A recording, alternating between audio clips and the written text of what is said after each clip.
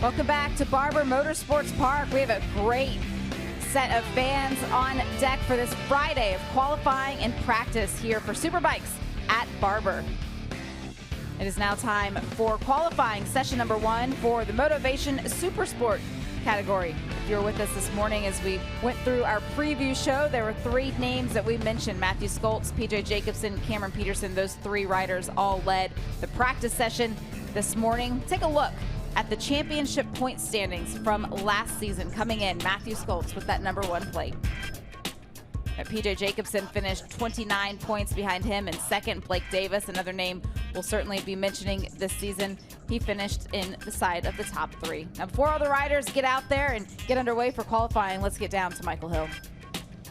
Yeah, thank you, Jamie. I'm down here just in front of the birthday boy. Happy 50th birthday to Josh Hayes, the most successful rider in MotoAmerica. There he goes, coming out on the new R9. And of course, you will have heard me over the last couple of seasons talking about the different manufacturers in this series. The Supersport rules, if you are new to motorcycle racing, were changed a few years ago. Yamaha, between the end of 2024 and the start of 2025, launching a brand new bike. This is the Yamaha R9. It took the first win in the World Supersport Championship at Phillip Island, and it has had a podium with Stefano Manzi on board, the Italian rider for Tenkate Racing. He's had a win and 3 second places to lead the World Championship. It's an instant impact for Yamaha. They're putting all of their efforts in the Supersport category into this bike. And Roger, they've got a handful of bikes here in MotoAmerica.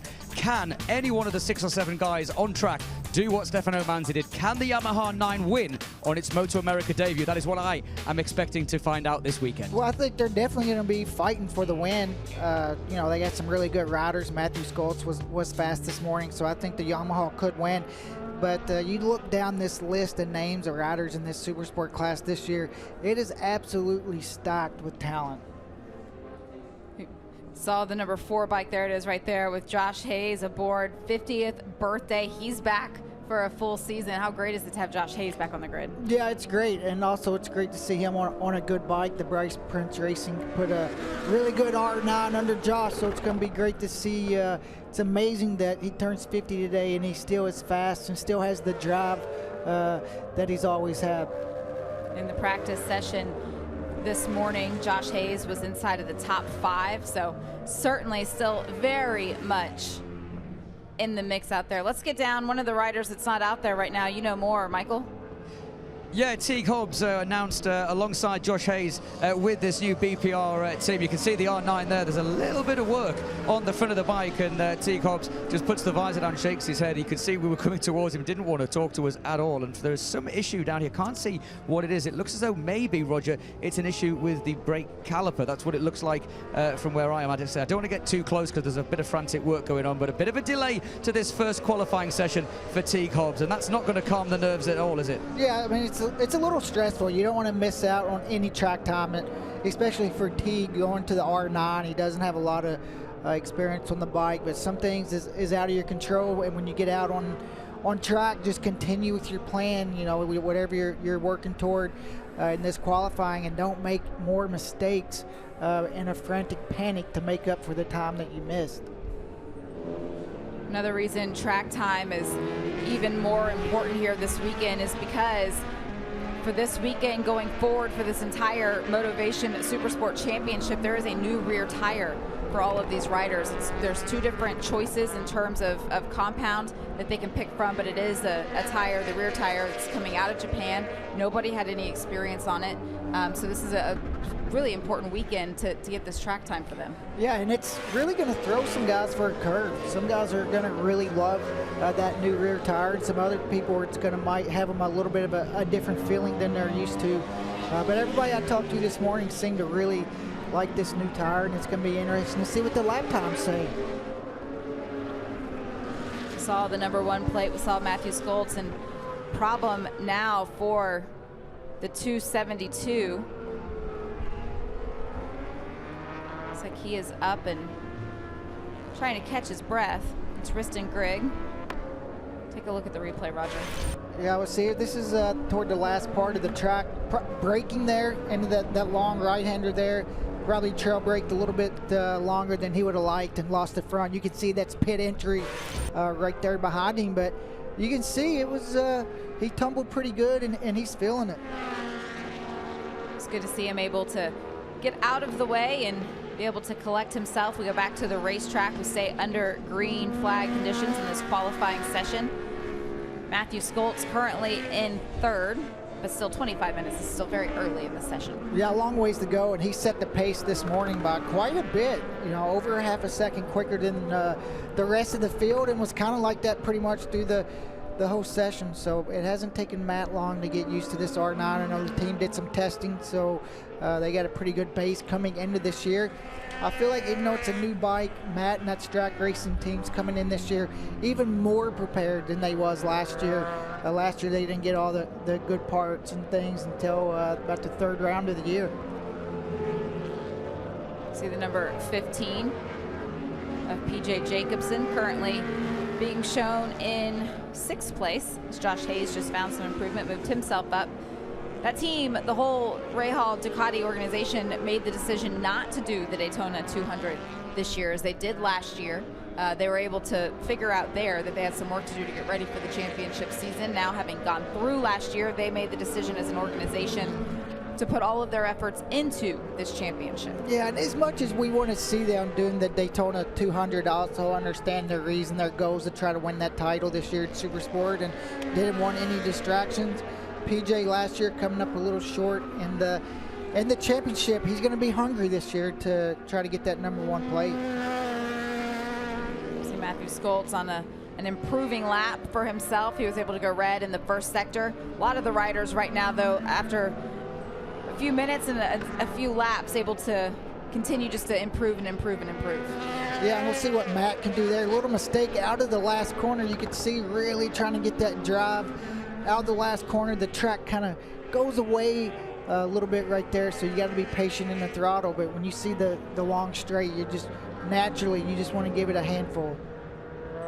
In the practice session this morning, you mentioned Matthew Skoltz led that session. It was with a 1:26.5 was his best time. Where does that stack up in track record pace? Well, the track record was set in the time attack last season. Maxi Gerardo at 1:25.7 is the outright track record, but the race pace record came back in 2022. That was a 1:26.6. So just in the first practice session, this new R9 is already below it. Yeah, and you just have to expect that they're going to get stronger as the weekend goes on, as they learn that R9 out here at this track. You can do all the testing you want. It's always different once you get to the racetrack, but it's been an impressive start so far.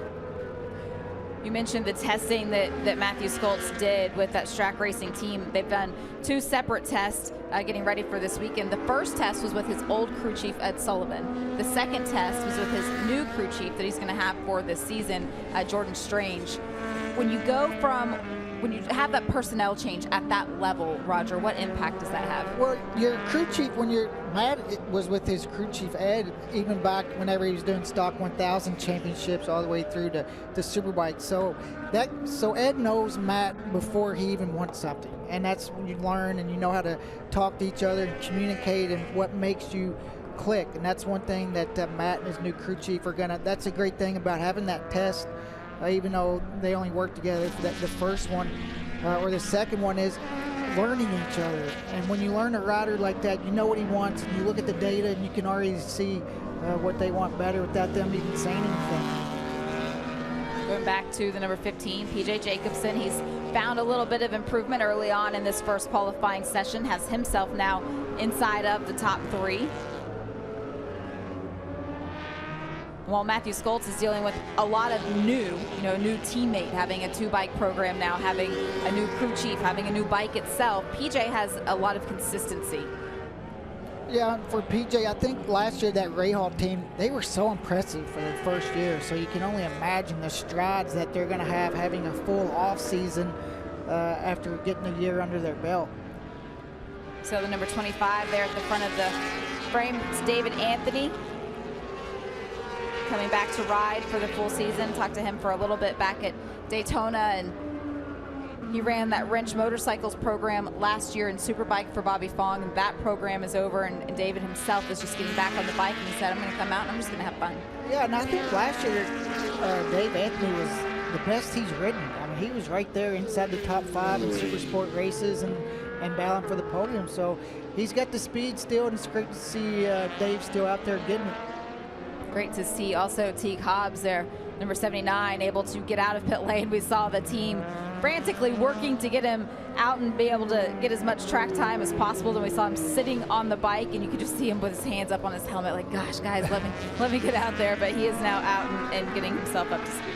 Yeah, and for Teague, his first year in Supersport, showed a lot of good speed. Last year, struggled a little bit, and sometimes that happens as a rider. You hit a little bit of a rut. So I think for Teague, moving teams can also help you. You know, different brand, new voices, and we definitely know he can run at the front. He has proved that before.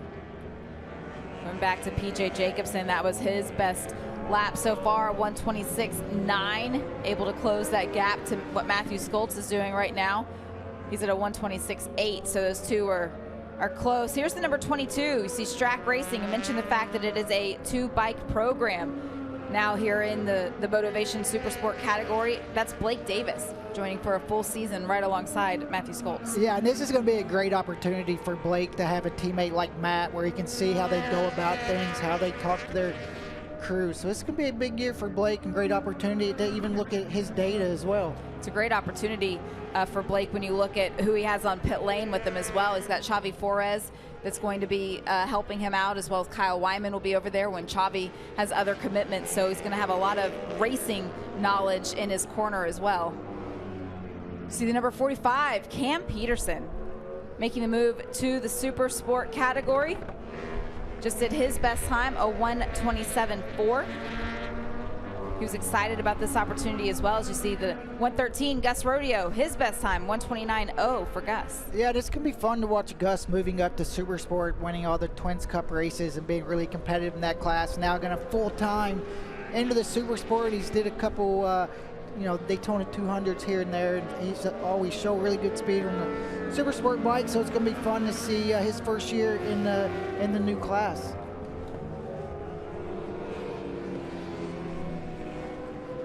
$30 bikes entered in the Motovation Supersport category here this weekend.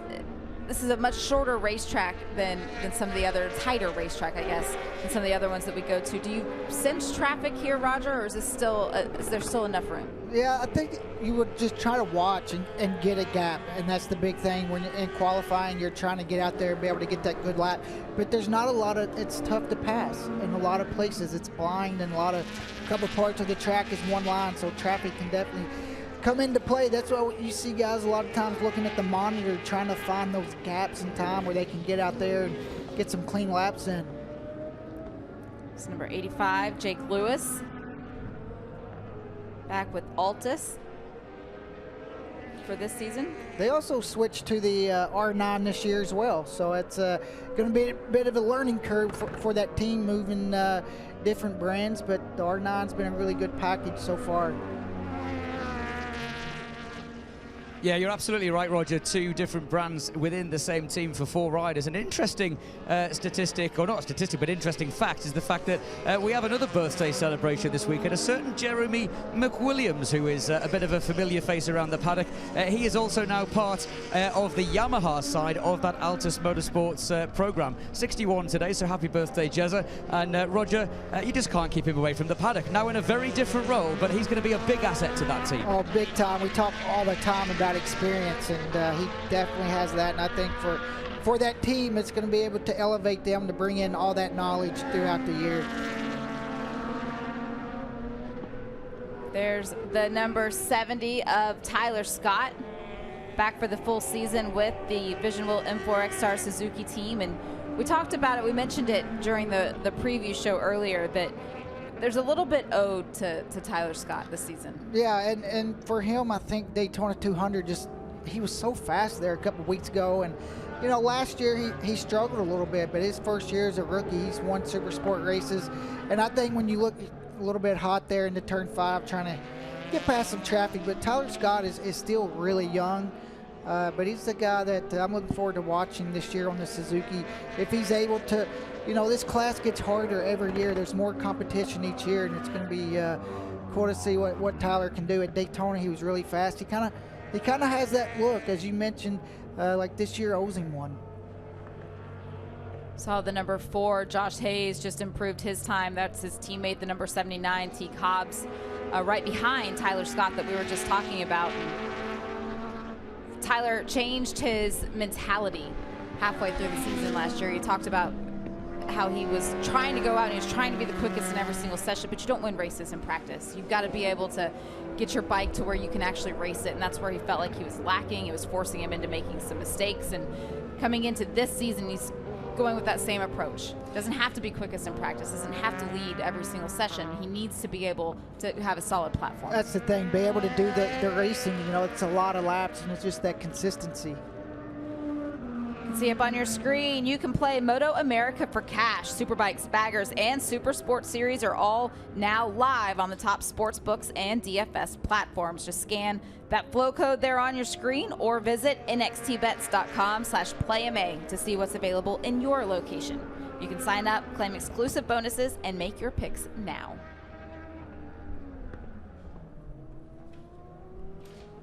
Several of the teams you can see on pit lane going out. We're about halfway through, just over halfway through this 30-minute qualifying session. Michael, what's it like down there now at this halfway point? Yeah, T. Cobbs has now been out, done a few laps. He's just getting off the bike, and obviously he didn't want to speak to us first thing. I just wonder if you're going to get a chat with him. He's just talking a little bit about the chatter of the bike, and one of the things that I did notice in Australia at the opening run of the World Championships is how wide the front of the Yamaha R9 is, and that is something that a lot of the riders will have to adjust to. I wonder whether or not, Steve, if we could just take a little wander. Let's go see if we can get a quick word with Matthew Scott. He's on the next pit. They're also doing a rear tyre change down here for the defending champion, and let's just see if we can come in and maybe get a quick word with Matthew down here. Matt, obviously a tyre change, you're about to go back out. How are things on this new R9? It looks like an absolute weapon. Yeah, we haven't changed the tyre yet. We're just making the gearing shorter. We tried to make it longer, trying to not do so many gear shifts. It's a completely different gearbox for us now, and we're kind of going back to what we had in the first practice. I want to ask you just very quickly before you go back out there, what's the biggest difference in terms of the handling though? This bike, the R9, it's a lot wider at the front than the R6. Does that change the handling of the bike, the characteristics of the bike? I would say that the turning is pretty similar to the R6. You just have way more, like torque coming out of the corner.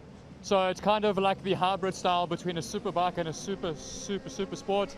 But yeah, I mean, we're still figuring things out, and we have plenty more of time to gain. All right, well, let's let you get ready for going back out there with a new tyre. Interesting that, Roger, it's a hybrid between a Supersport next generation bike and a Superbike. I mean, that's got to fill him with a load of confidence. Yeah, and also, you know, they kind of struggled a little bit with acceleration off the corners compared to some of the other bikes. Last year, that was one of their biggest weaknesses, and it looks like Yamaha went to work and able to improve that. See the number 23, Corey Alexander, coming down pit lane. One of the 3 riders that's part of the Reha Ducati team. Corey right now inside of the top 5. See what changes they want to make to be able to get him back out there for the remaining 12 minutes of this qualifying session. You know, another interesting thing is you still see Matthew Skoltz there on the screen. One of the other things that he said was that there's still plenty of room for improvement. When you as a rider, with the amount of experience that he has, and you know that you have not found that limit yet, that's got to be big for your confidence as well. Oh yeah, they're going to learn so much about this bike. You know, that the gearing and the gearbox this morning, they're going to be able to use some of this knowledge when they go to other racetracks about which direction to go. And I think with the new bike, even though they went testing, racing, you hear riders talk about it all the time. They can test all they want. Go here to these racetracks, and they're just going to learn more each weekend. And I just feel like the R9 is going to get better as the year goes on. So I'm taking a look at the 15, PJ Jacobson on pit lane. You see there's the number 23. Mentioned Corey Alexander brought the bike to pit lane as well. What are the teams looking at right now, Roger? Well, right now they're kind of looking at the data and where they can improve. Everybody's putting a fresh rear tire on because they're going to go out from this point, and they're going to try to get that good qualifying lap. So a lot of these riders are coming in. They're looking at the TV screen, seeing what split am I losing time in. They're talking to their crew about the adjustments they made. Were they better or worse? Mention the fact that you can now go on to the top sports books and the DFS platforms to make your picks for Supersport being one of the categories. Take a look at the odds for this weekend. Race 1. See Matthew Skoltz for the favorite, but look at Blake Davis. Yeah, that would be one you would have to look at. You know Matt's going to be the favorite, but you look at the weather on Sunday as well, looking like rain. You'd have to look at Corey Alexander, Blake, and even Cam Peterson. We know those guys are really good in the wet. Yeah, Cam Peterson would be another solid bet, as well as if there is rain on Sunday. But again, those odds will be updated after race number 1. You'll be able to make your picks again for race number 2 on Sunday as we go back out. 10 minutes remaining in this first qualifying session. Josh Hayes gives a little look, still inside of the top 5. Several of the riders out there after leaving pit lane. Tyler Scott inside of the top 10, but look at this lap that he's on right now, Roger. Yeah, really good lap for Ty Scott right here, moving himself inside of the top 5. If you remember last year at this track, Ty Scott had a huge crash out of this turn 2-3 last year. And, you know, it's kind of for a rider, when you go back to a track where you had a crash like that, it can take you a little minute to get up to speed, but Tyler is definitely doing that. This is number 19, Kayla Yakov, the third of the Rahal Ducati riders. Bike very similar to the bike of PJ Jacobsen, but you can see slight color difference there at the front. And we appreciate that as announcers. We need a little bit of help, but it's going to be fun to see her going into her second year in the Supersport class and second year on the same team, and we all really got high hopes for her. I thought she had a great year last year in the Supersport. You got to expect a couple ups and downs as a rookie in the class, and I thought she was able to learn and gather a lot of experience. Ben Spies, it's the team manager over there at Rahal Ducati. That was one of the things he talked about, was for Kayla making the move up to Supersport, she really needed that first year just to learn, just to absorb, to be a sponge, and then to be able to come back here in the second year with a lot of the same around her, the same people, the same bike, and just having a little bit more knowledge of what she needs to do as the rider. He was really looking forward to what she'd be able to do this season. And also it gives her the whole off season to work on where she was lacking last year and be able to go and know going into the years. You see Tyler Scott just did his best lap. He's getting quicker every lap. Now he's setting 4th. 127.0 for Tyler Scott. Matthew Skoltz still at the top, a 126.4.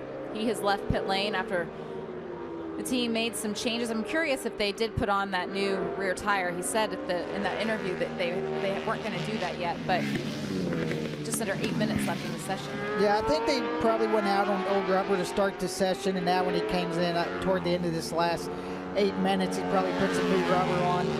PJ Jacobsen was on a really good lap there. He was under the best lap time there, and kind of lost a little bit in the second sector. Third sector is where he lost, but PJ, he's still right there, and you can see he's out there pushing, trying to find that extra little bit. PJ was down at the Daytona 200, even though that team did not compete. He was there watching and was able to catch up with him for a few moments. He was down in the pit of Josh Herron, so he was really looking forward to this season and coming back, and the fierce competition, all of the battles that we saw between him and Matthew Skoltz last year, only going to intensify this year as you see Kayla Yakov on her personal best lap. It's going to be quite the improvement for Kayla this lap. 128.2 for Kayla Yakov, moving herself into the top 10, now up into 9th. But when you look at the gap, now it's under 2 seconds between herself and the provisional pole sitter of Matthew Skoltz, so that was a big improvement. You see Gus Rodeo,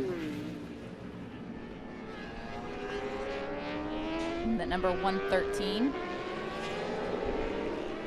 And for Gus, moving to Supersport full-time is kind of what the process Kayla went last year. You know, learning the class, learning the bike, going to a lot of these tracks for the first time on on the Supersport. So there's going to be a lot to learn for Gus this year moving up, and also we talked about how competitive the class is. So it's going to be tough for him. You see Cameron Peterson. He's on his personal best lap right now, that number 45. The Celtic Economy Lube Warhorse HSBK Racing Ducati. You know, we just saw, when we saw Gus Rodeo, he's also on a Ducati. We've talked about the new Yamaha R9. Of course, the Suzuki, the GSX R750 still back out this season.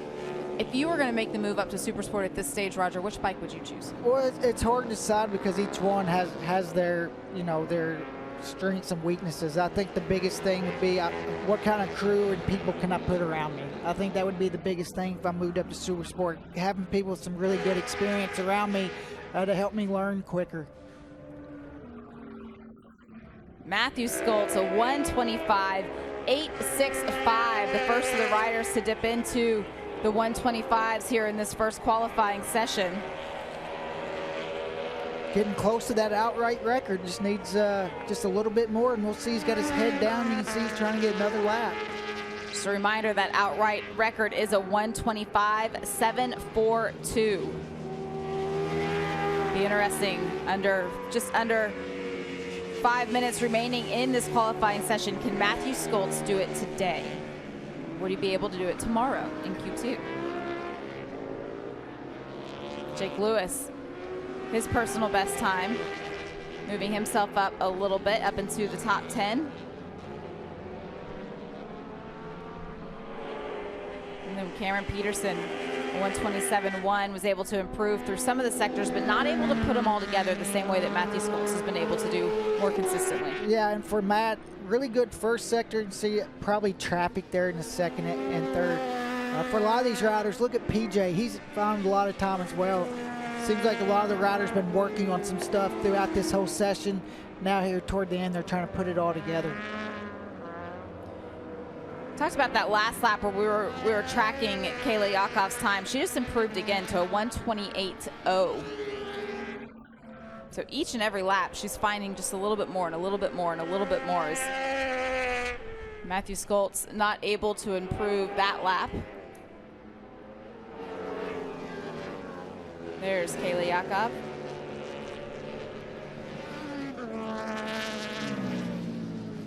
See some of these riders slowing down also toward the end of the session. This is when you see where some guys will pull over and try to get behind somebody a little bit quicker and use them as a carrot to try to find that extra little bit. We'll see what Josh Hayes can do the last couple minutes of this first qualifier.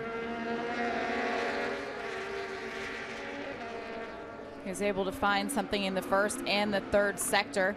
A 127.08 for Josh Hayes, moved himself up into 7th. Go back to Matthew Skoltz. Another improving lap time for him. And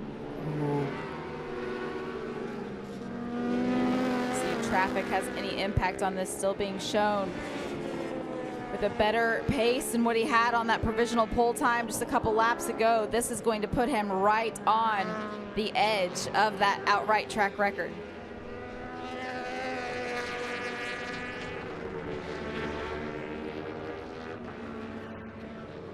A 125.9 for Matthew Skoltz, so no improvement there. But you saw him go red through 2 of the 5 sectors. There's certainly something left. There's more. Once he puts all those red sectors together, I think he'll definitely be under that. We're also seeing him go through a little bit of traffic as well, as we see Max Mann on the M4 Vision Wheel X-Star Suzuki team this year. Great opportunity for him. 127.9 for Max Van. See Jake Lewis still with his head down. He got out right behind Josh Hayes, so he's going to have a little bit of a toe. So he moves himself up into 8. And Josh Hayes puts himself up onto the front row. 126.9 on his 50th birthday.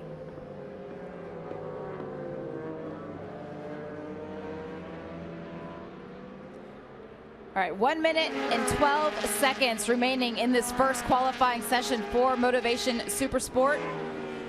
Looks like only a couple of the riders are out on pit lane, so Little bit of traffic for Matthew Skoltz. Not leaving a lot of room. No, he's making his way through. he's coming. Matt looks strong. I mean, it's not only just the lap times that he's doing, he's passing lappers and also doing minute 25s. This lap was a 26-1, just consistently putting those laps in, and he's an absolute rail so far this weekend.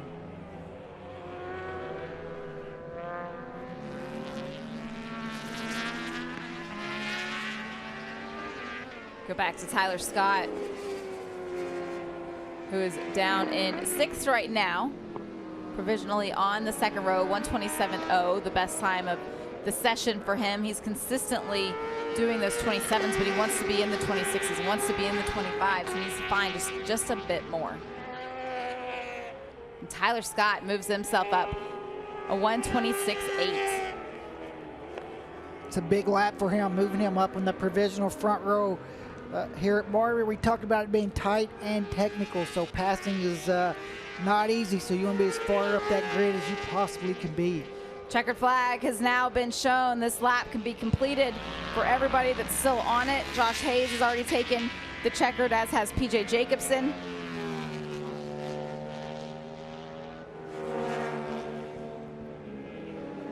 See the timing chip for Matthew Skoltz, who went red through sector 1. He's got Corey Alexander right there on that number 23.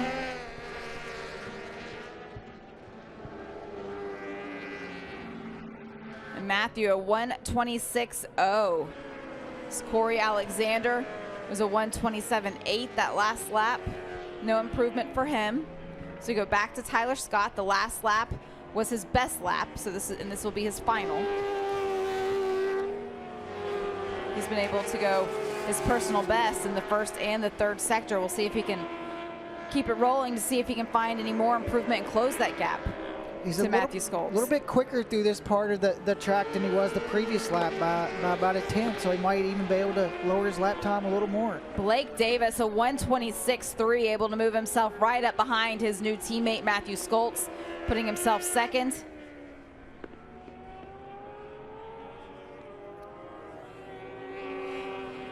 So great qualifying for Strack there, first and second on the new R9. That's an impressive way to start the year.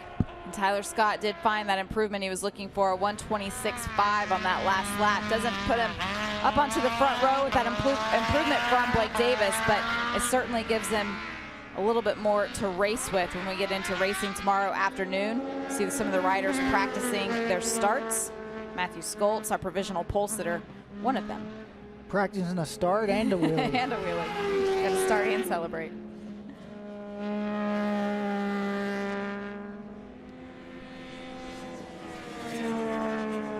I like the color scheme. Yeah, the bike looks good. It does. Looks really good.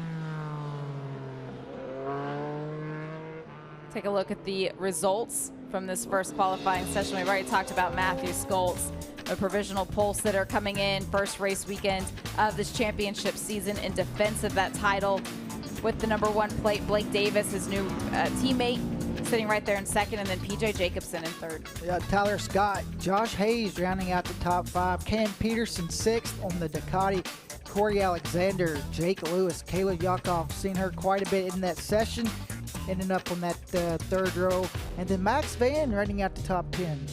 It was a good session for Max Van. He ended it with some of the best times that he'd had so far. So for him, certainly some improvement and something to work with for qualifying session 2 that will come up tomorrow morning. Now, before we end our coverage here for the Motovation Supersport category, another look at the odds for race number 1.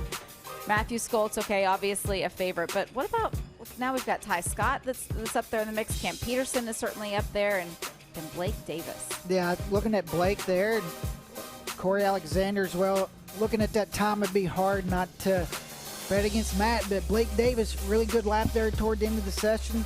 Could be a guy to look at. Certainly a chance to win. Let's go ahead and get down to Michael Hill.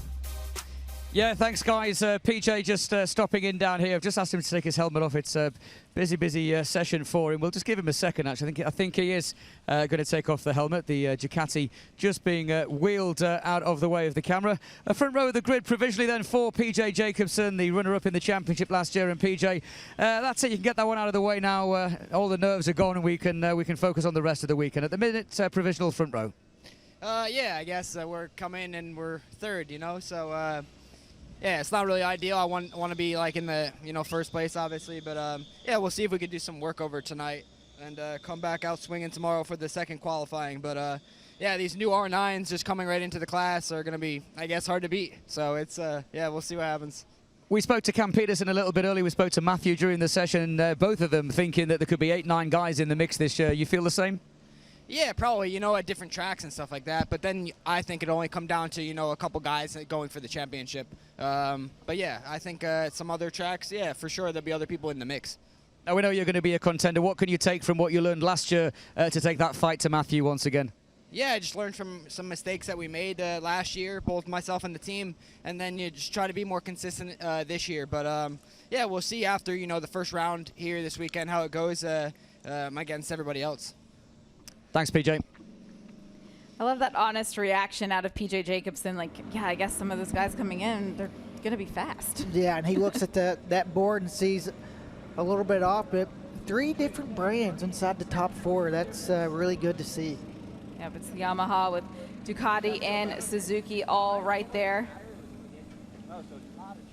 See PJ making the walk back to get towards the paddock. Take a look at 3-2-1 here from qualifying, starting off with third, which was PJ Jacobsen. Yeah, and you could tell by that interview, PJ was a little bit upset, being a little bit off there, but I think him and that team will be able to dig in tonight after a good day today and try to find that little bit of speed that he's missing. Second place in this qualifying session, Blake Davis, first race weekend with Strack Racing, and certainly showing that he is ready to take advantage of this opportunity. Yeah, and for Blake, having a good teammate like Matt, I think is going to be really good for him. You see a rider on the exact same bike that you're on going a little bit quicker, so you know what the bike can do. But Matthew Sculp's, ever since the first lap in the first practice this morning, he has set the pace on that new R9. Over half a second clear of the rest of the field after this first qualifying session. Great day for Matthew Sculp's. We're going to step away, take a quick break. We'll be back with Royal Enfield Field Train Race right after this.